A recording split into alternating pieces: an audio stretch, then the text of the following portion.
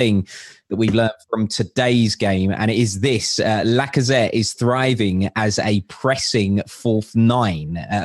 Sorry, yeah, we mentioned this at halftime. A few of you have been talking about it as well on social media.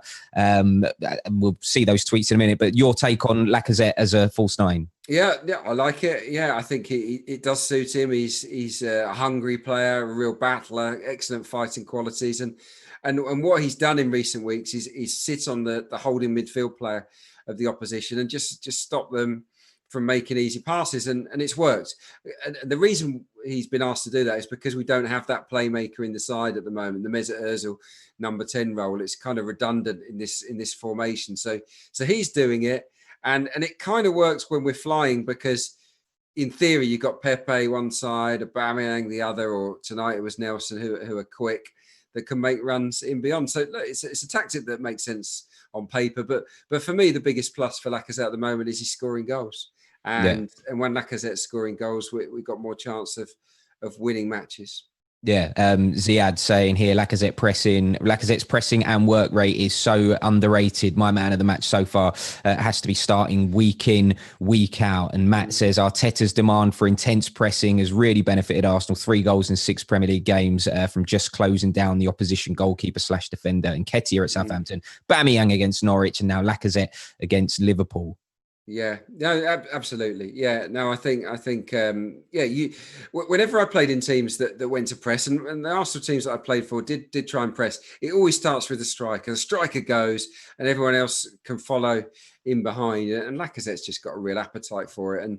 And he's on the prowl, isn't he? He's always waiting to intercept that pass, to just catch someone off guard.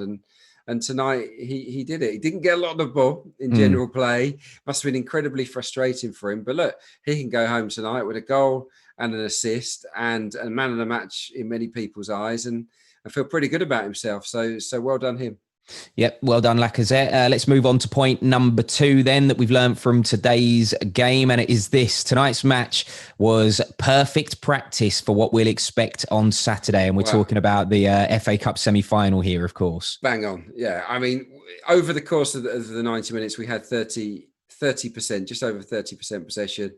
It will be similar, won't it, at Wembley? I don't think anyone's expecting us to boss City, and do you know what? I think that it's probably the only way we can play City at the moment is to sit in and to defend and to block those spaces and to deny them room in behind, and then look to spring counters. And I just looked at the way we set up in that second half, like a 5-2-1-2, 5-3-2, whatever you want to call it, split strikers, pretty much no one up front at times, but there were 2 forwards.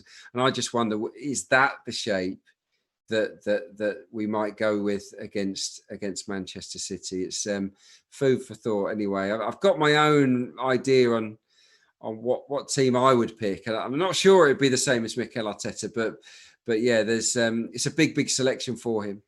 What just out of curiosity, what would you pick then? Where would you go? Well, I would look actually at this back 3 tonight and say you've done well enough. You've done well enough to. Oh, look, here we go. Perfect. Here we go. Hashtag Ask Adrian as well. Well done. Yeah. So no, thank you for this tweet. So what would be your back 3? Okay. Well, it would be tonight's back 3. I think that Mustafi, as well as he has played in recent times, he was very flustered in the game at the weekend, and against City as well, he wasn't great, was he, in the match recently? I think that Kolasinac, as a left-sided centre-half, I would put Tierney above him. I think that he's a more reliable defender, less likely to make a mistake. So and Holding, I thought, got better as the game went along. So yeah, I would have those 3 in place. I would probably go with Bellerin as the right wing back, and here it's probably slightly controversial. I would bring Kolasinac back into the team as a left wing back for this game. Right. So effectively we've got 5 defenders, which we might need, but Kolasinac and Bellerin have got the legs and they can travel with the ball upfield. Now the change I would make is in midfield. I would go with Xhaka and Ceballos, but I would add Bukayo Saka to that mix because he can defend, he can attack, he can travel with the ball. We can see him play central midfield, and I think 3v3 against City could be a must for us because we know that they're sensational in that area of the field. And then I would go with two up top, but I would go with the split strikers, but I would have Lacazette as in behind Aubameyang. Right. I'd have Aubameyang as my spearhead, looking for those longer passes in behind. But I would still have Lacazette in there for his battling qualities to hassle City centre halves, and also because he's a damn good finisher as well. Alexandre Lacazette. It'd be harsh on Pepe. Pepe didn't really do anything tonight, and I just feel that we have to sacrifice one of our big guns for this game. And personally, it would be Pepe for me. So you'd go two up top, a little bit like the Ian Wright and Dennis Bergkamp combo, where Bergkamp was just a little bit behind Wrighty and fed him those balls. That's what I would do. I'd get Lacazette snapping around Rodri or whoever it is that's a deep line midfielder, leave Aubameyang up there and have three. Saka and Ceballos either side of Granit Xhaka. And look, it might not work, but that's how I envisage it in my head. But Mikel might have other ideas. Yeah, really, really interested to see the lineup on Saturday night. Yeah, and of course you can see that here with us on Arsenal.com. Right, the third and final thing that we've learned from today's game then is this.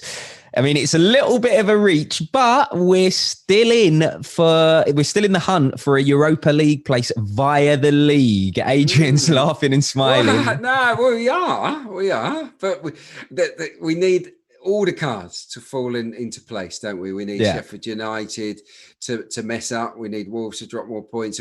We need draws in certain matches involving teams ahead of us in the table. But it's not impossible.